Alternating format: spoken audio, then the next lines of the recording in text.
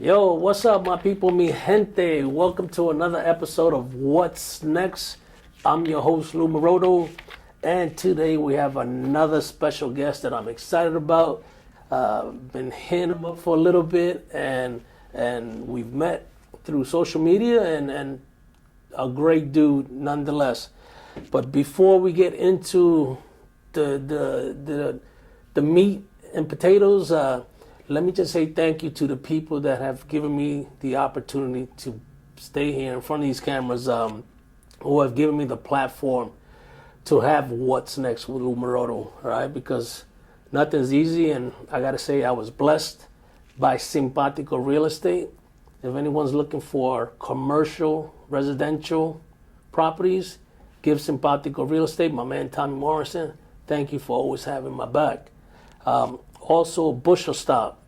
If you, again, also residential, commercial, landscaping needs, give my man Joe Van Reef a call, because they have 6 locations in South Florida, and they are another, or he is another friend of mine that has blessed me with some of the equipment that we're using today for this podcast. So again, thank you and welcome to everyone that's joining us. Remember, please hit the like, the subscribe button. I know it's a redundant phrase, but it does help me gain those followers to continue doing what I love to do, is hearing other people's stories that may affect someone else who's going through the same trials and tribulations. And you might be giving them a little bit of information. You might be giving them some information that you know, they might be going left and you might turn them back right. So again, thank you for joining, and you guys sit back, relax, and enjoy the ride, because this is going to be a great episode. So, Critical. Lou, what up, Lou? My man. Thank you for being a part of today's episode, for blessing us with your presence, man, because I love your music, and we're going to speak about that here in a minute.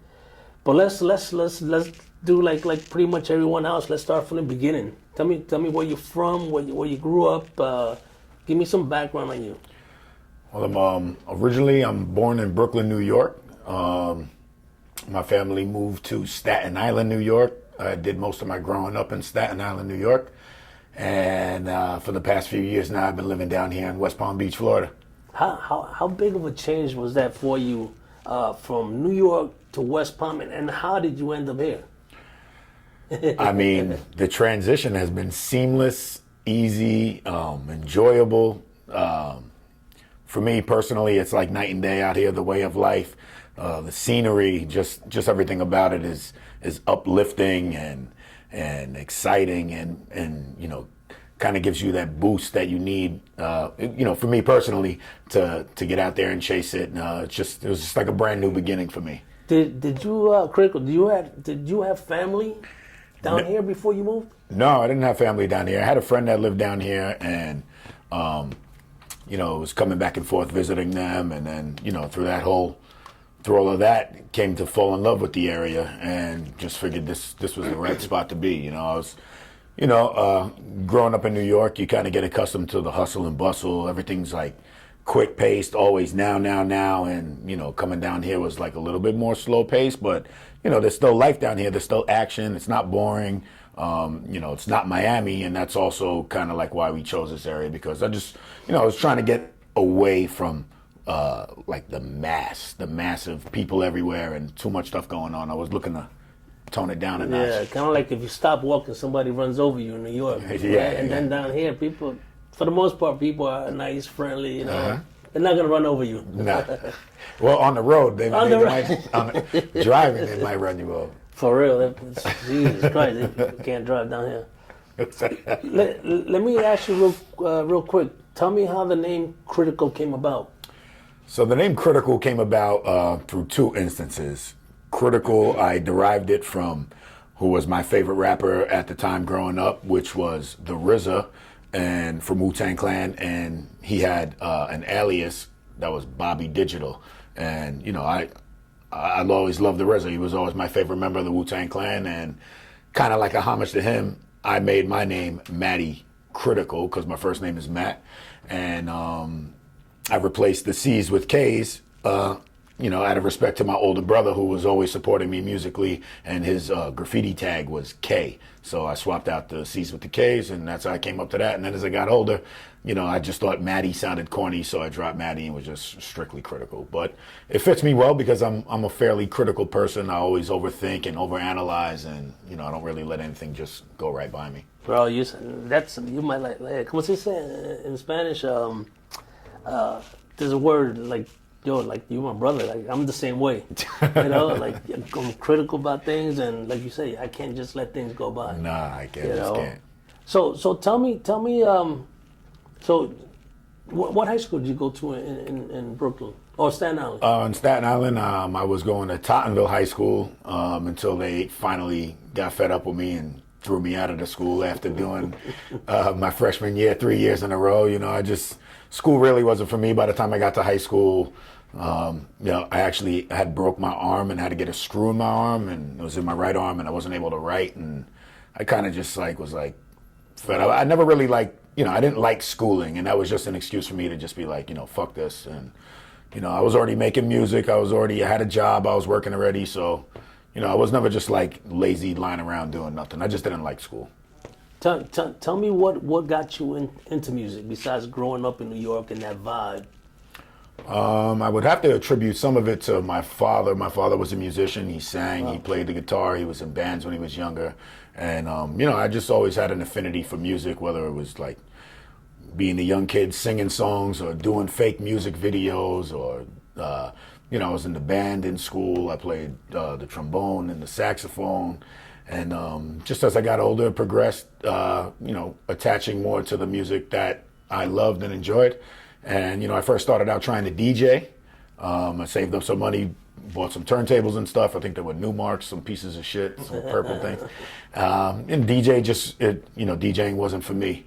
And then I remember one of my brother's friends, we were all talking about music and stuff, and he was talking about how difficult it was to rap, that it was you had to be highly skilled. And I was like, well, yeah, let me see if I can do it. And my brother's friend had a 4-track recorder. I wrote a verse, we recorded it, and the rest is history. You found that as a challenge? I didn't really find it a challenge. I found it very enjoyable, and that was when I was 12. I'm 39 now, and I've never looked back.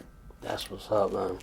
So, tell me one of your first performances or times that you've been on the stage, and maybe what song or what did you sing? I definitely do not remember my first performance. Nah, but I remember when I was first starting out, there were a lot of open mics and showcases, and I would definitely take part in a lot of those. I don't remember my first performance though, but I always loved it, being up on the stage in front of the crowd, and especially getting a good reaction from the crowd is it's what you do it for. It's almost like, for me, public speaking. You get up there, sometimes you get the butterflies, but once you see the crowd that you gain them, you want them. Yeah. Now you you start spitting out whatever material you got to spit out. So you come down here, and that's when I kind of started seeing you on social media, and I liked the songs that you were putting out. Tell me where are you headed right now? Where are you at in that phase of life in your career? So right now I'm just focusing on consistently putting out music, constantly creating new music. Shout out to my producer, Sal Mason. He's like the battery in my back. He guides me and through this whole process, and tries to get me to see things from his perspective. Is because sometimes from an artist you could just be real. I don't want to say egotistical, but maybe selfish, or you just want to do things your way and you're not looking at things a certain way. But we're just trying to consistently put out music. We'll take shows as we get them. I still do licensing for movies, TV shows, commercials, all types of stuff like that. And we're trying to build a brand, Scooty Shades, trying to focus everything on the sunglass brand.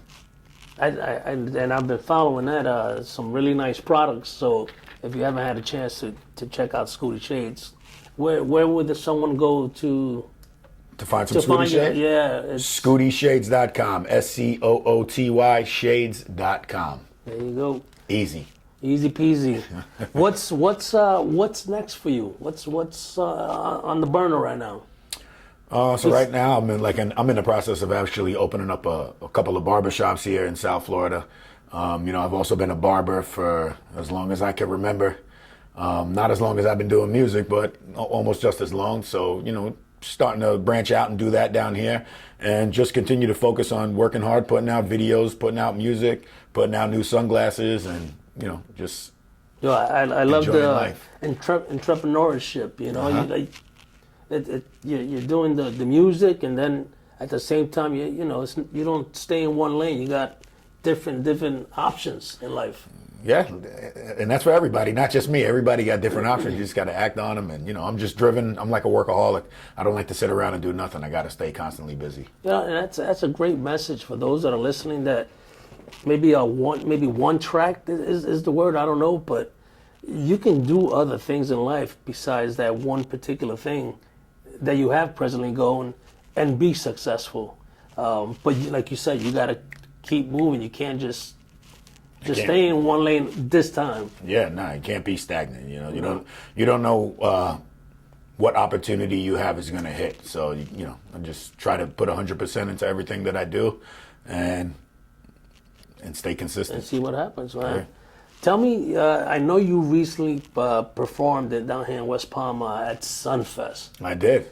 And I remember, I think I sent you a little text or something because, everybody knows I'm a police officer, and I have the opportunity to be on top of these buildings during those events. And I've seen so many people where, I'm not saying in your case, but I've seen it where someone's out there giving their 100%, and it might be a small crowd. Mm-hmm. But then 3 years later, that same person that was up there with 10, 15 followers is now at Madison Square Garden, and that's how it goes. Uh-huh. So what gives you the strength and the energy when you're doing a show like Sunfest, and maybe it's not 50,000 people, whatever the crowd is, what gives you the strength to like keep pumping it forward? I mean, just loving what you do.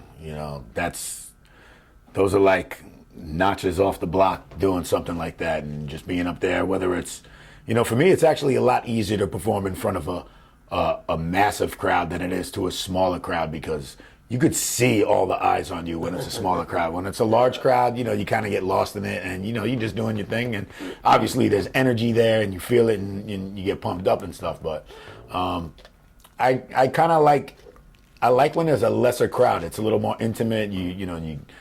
You locking eyes with people in the audience. You can see People their facial vibing expressions. with you. Yeah, you can see it. You can see them singing the lyrics. I'm sure you can see that. You can see it with larger crowds as well. But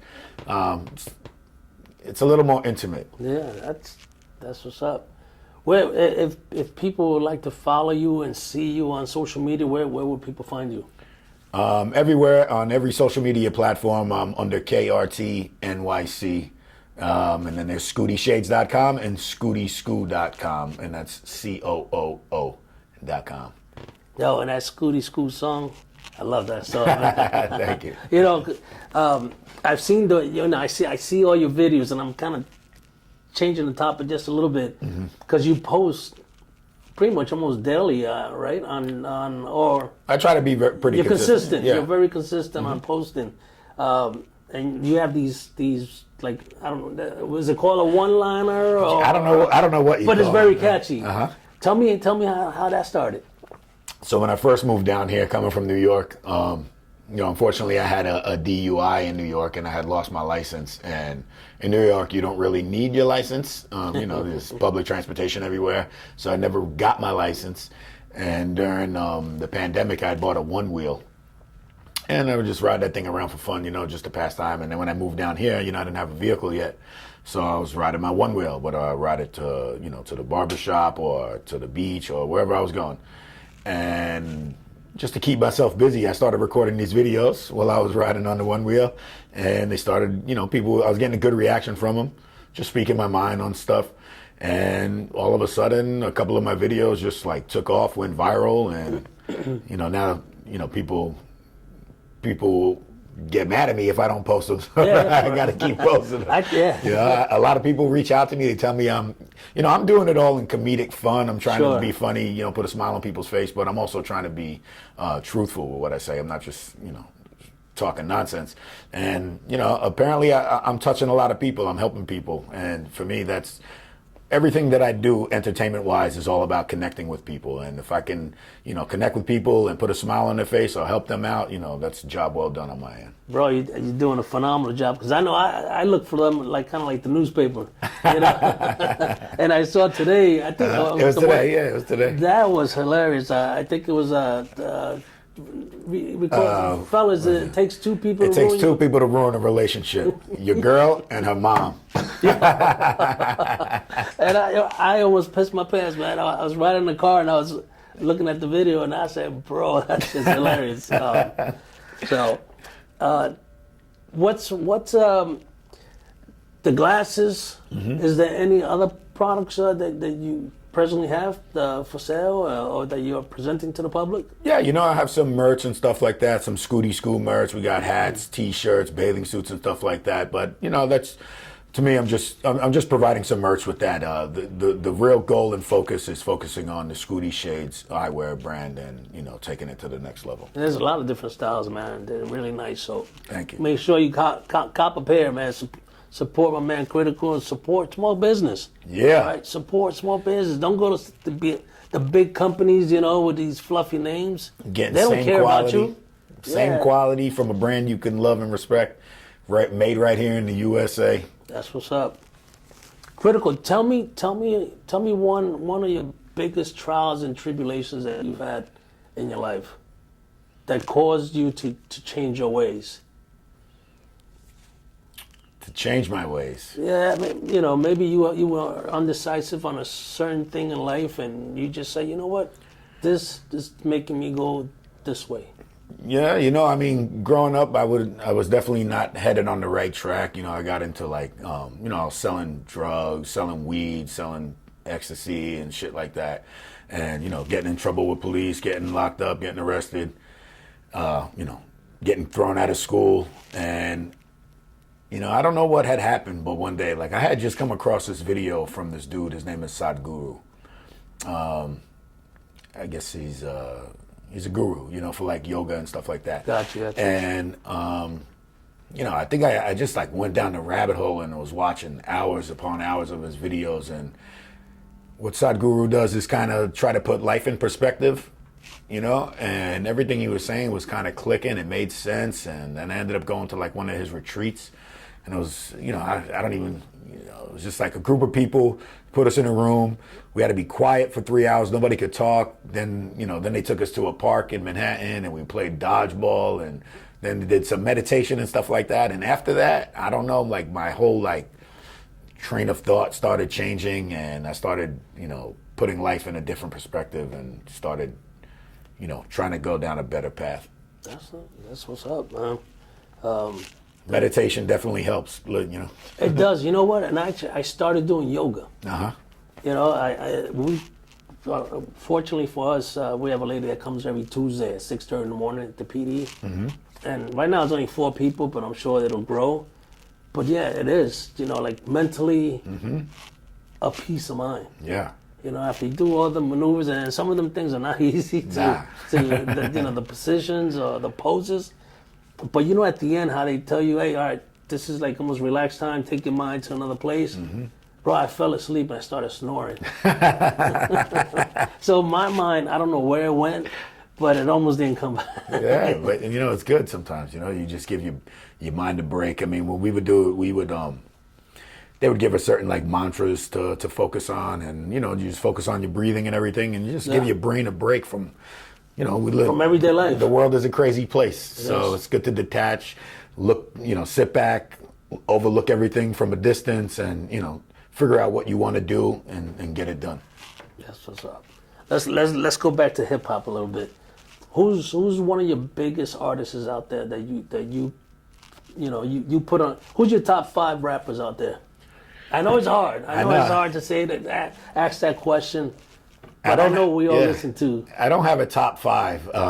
You know, I always get asked this question, and then I come up with a top five. I wouldn't say I have a top five, but I'll always like end up resorting back to like Nas, DMX, Biggie, and then we can just throw toss-ups. Like the RZA was one of my favorite artists. I don't know if he has like the body of work to where we can put it up against someone like Nas or DMX, where they got these multiple albums. And even Biggie's career was short-lived, but I think he had such an impact on the industry.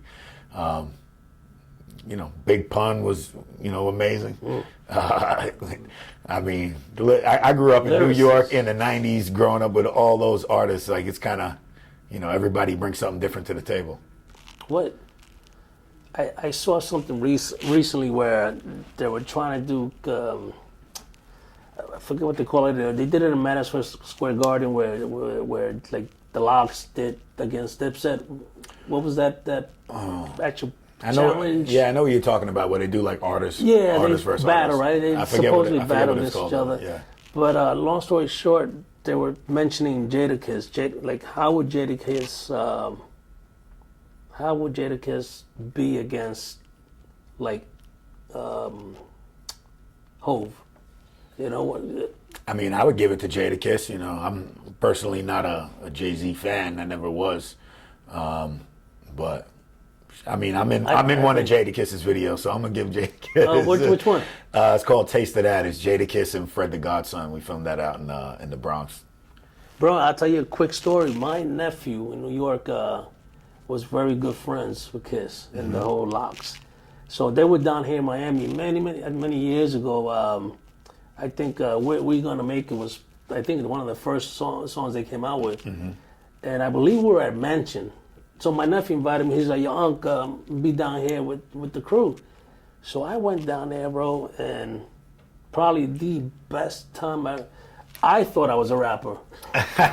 Yo, Critical. I was sitting in the VIP lounge, and of course, you know how they set these. There was like 30 bottles set out there for his crew. Everybody smoking. And I'm saying, man, I'm going to get contact high here. I'm gonna get tested at work. They're going to think I was smoking. But the way the partying and the audience, bro, it was just a crazy feeling. Like, I said, y'all can't imagine being the artist and people all around you. And they were doing interviews and everything. And I think I was standing next to him or sitting next to him. They were interviewing him. I have no idea who it was, but it was a cool feeling, man. Like, we went to what was the drink place with the Where, Willie? Yes. So there's about 15 of us in there, and again, this is like the second time that I got to meet him, and he's buying. We go to pay, and he's like, "Nah, I got you guys." Mm-hmm. Bro, a very humble dude. Mm-hmm. You know what I'm saying? And I was like, "Yo, I like this dude. I'm following his music." Yeah, it's also awesome when you meet artists that you listen to and stuff, and they're cool, because a lot of them, I've met a lot of artists and they're not all cool. I can't imagine.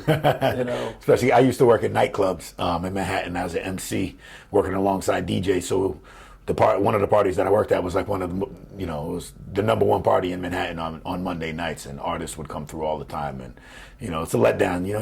You excited to meet one of the artists, and then they're just assholes. Oh, you just want to. Pretty much. But you went the other way. Yeah. What inspires you to make different songs, or what inspires you to make a song? What's your motivation? My producer Sound Mason just sends me a beat, and he'll send me multiple beats, and I'll go through them, and then I'm big on energy, and so like he'll send me music, and then certain songs will just stick out to me. There'll be like an energy shift or something, and I feel like I can just relate to it, and I never actually say like, all right, I'm gonna make a song about this. I just listen to the music, and it comes to me, and sometimes what comes out, we scrap it, and I go back and do it again. But I never go into a song thinking about, hey, I'm gonna make a specific type of song. I just let the music speak to me. Mm. What? Now you record in different studios, or there's a specific studio you work at? No, actually, I record out of my house, and then you know, I've had my studio set up for God knows how long, and then you know, I do all my vocals, and then I just send it to my producer, and you know, he does all the mixing and mastering. Now, a lot of people in the industry do that, right? I mean, because I saw what's Kiss's right hand man, the white kid from Boston. Oh, Millie's, and he had, you know, he set something up in a hotel room with the cover, and just spin stuff out, man. Yeah, I mean, and somebody's on a computer. Yeah, you don't need to be in $1 million studio. I record the way that I record because you know there's plenty studios that I could record at, and I like being by myself. There's no distractions. You know, I've been in the studio recording many a time, and then you know there's people around, and then people want to start talking, and, you know, because they're not focusing on what you're focusing on, so they don't give a shit, and so that's why I'm just like, you know, I need to just be by myself, do what I got to do, send it. If there's feedback, send it back. I'll fix it. You know, no distractions. Time is limited. You know, Of course, time is money. Yeah, time is money. Have you found that, you know, as you kind of are rising up in the ranks, that you're finding more friends? Well, that always happens. You know what I'm saying? Holding on to your shirt? Anytime at least for me, anytime I've experienced anything that I would consider to be a success, you know, your phone starts ringing, the text messages, the DMs from people you haven't heard in from God knows how long. And my cousin. you know, it's just, for me, you know, I feel like I'm fully aware always, so I notice those things because, you know, if I haven't heard from you in 1.5 years and now all of a sudden you're telling me we need to hang out, well, why is that? Why do we need to hang out all of a sudden? You know, where have you been? You know? 100%. People like that, man. They see an opportunity and they're like, I'm not putting in the work. I just got to be your friend. Yeah, just want to be affiliated. So, do you have a project right now you're working on that's coming out soon? So I have no project in mind. Like we're just focusing on one song at a time, putting out songs, and we feel like when we feel like the hype is big enough, then we'll drop a full length project. But for now, just singles. You know, Critical. I always wondered or asked myself that question: how do you artists actually pick that specific song that you're gonna put out to the radio? You know, you may have a list of 16 and you just said you're feeding off of what people are saying, I guess, what people are listening. Yeah, I mean, I just do song. If I write and record a song, I'm putting it out. What's the worst that happens? People don't like it. That's fine by me. You know, I'm making music for me, and if you happen to like it, hey, good for both of us. But you know, if I don't like a song, I'm not putting it out. But if I record a song and I like it, we're putting it out. Down here, do you have any siblings down here? Down here, no, but I do have a brother and a sister, though. But all my family is up north still. And when you're not recording or promoting your glasses or your products or your merch, do you have another job? Do you do something else, or this is 100% what Critical does every day? No, and cutting hair. I'm a barber. I've been a barber for X amount of years. I can't, you know, probably 18, 19, 20 years. And, you know, as we're going to get into these, opening up these other locations down here in South Florida. Shout to District Barbershop. Is that where you're at now? Yep. So, if you want to plug them in. Yeah, District Barbershop. Where they at? Where they located? Downtown West Palm Beach on 223 South Olive Avenue, and we got locations coming soon to Lantana and Delray Beach. You know, I think barbershop, owning a barbershop is such a... I've always wanted to own a barbershop, and the reason why, for me, was not money. It was the congregation, the camaraderie. You know, what the old school barbershops used to be like, where people would come in and they talk shop. Bro, and I tell my wife, you know, I said, yo, I always wanted to own it. She goes, you don't know how to cut hair. I said, I'm not cutting the hair. I said, I just want to own it, and I just want to be a part of those conversations. You know, I wouldn't tell you no, and I wouldn't tell you yes. Yeah. The barbering industry is, you know, it's not for everybody. It's, you know, barbers are unique people, so they're a special type of person that you have to deal with. 100%. As far as hiring. Yeah, and you know, the skills. And the skills. You know, the test that you have to take to become a barber, I believe it's harder than a law enforcement test.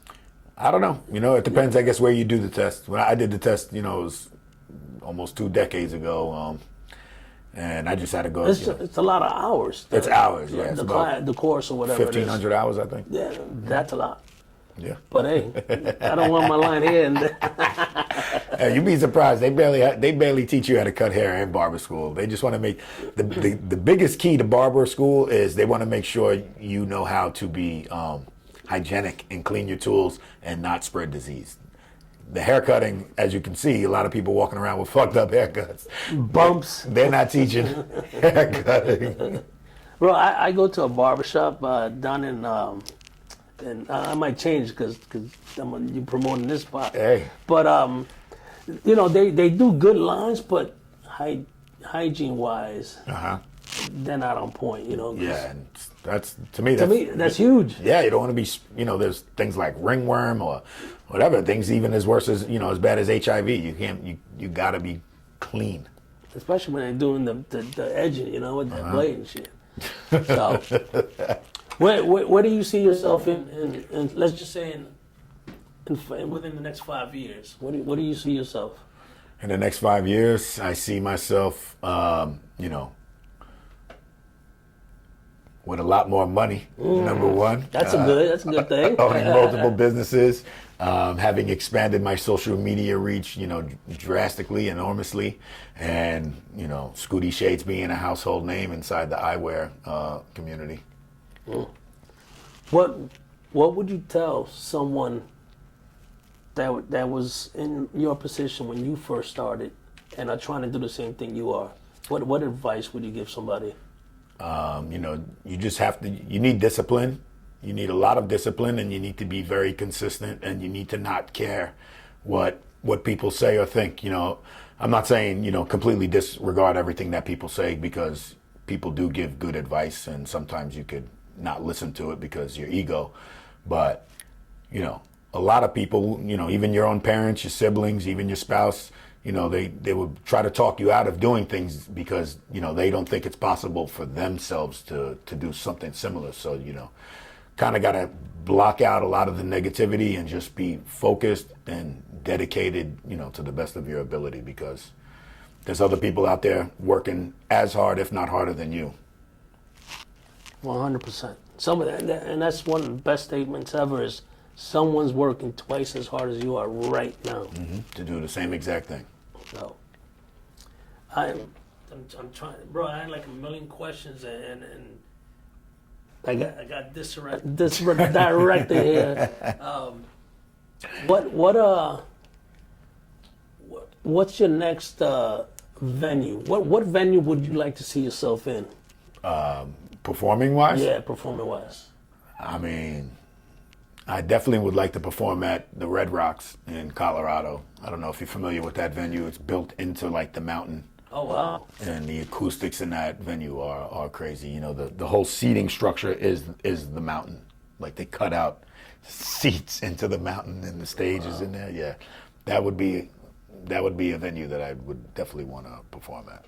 Not when you say acoustics, not like the sound and everything. Is that something like say like Australia, that one big music stadium or hall?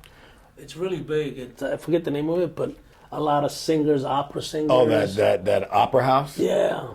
Probably. I've never been there. I've actually been to a show at the Red Rock, so, you know, I've felt it and experienced it. So for me, that was like, man, I want to do this. But, I mean, acoustics play a real big part in performing. That's why you see a lot of performers, a lot of times they're wearing headphones and stuff, because a lot of the sound and noise gets drowned out, and you can't really hear what's going on. Oh, the little earpieces. Yeah. That's the reason they wear that. And then also from the crowd standpoint, you know, you want them to hear. That's one thing that I've always took a lot of pride in was sound quality. You know, you'll go to rap shows, and you know it sounds like, you know, even if it's not mumble rap, it'll sound like mumbling. There's 15 people on the stage shouting and yelling, and you know, I want to sound as close to the recorded song quality as possible, and I feel like a lot of artists don't do that. And it's not just hip hop music; it's rock, whatever. So, you know, people have an idea in their head of when they hear the song, and I want to duplicate that. So, who's the person that you would love to do a collab with?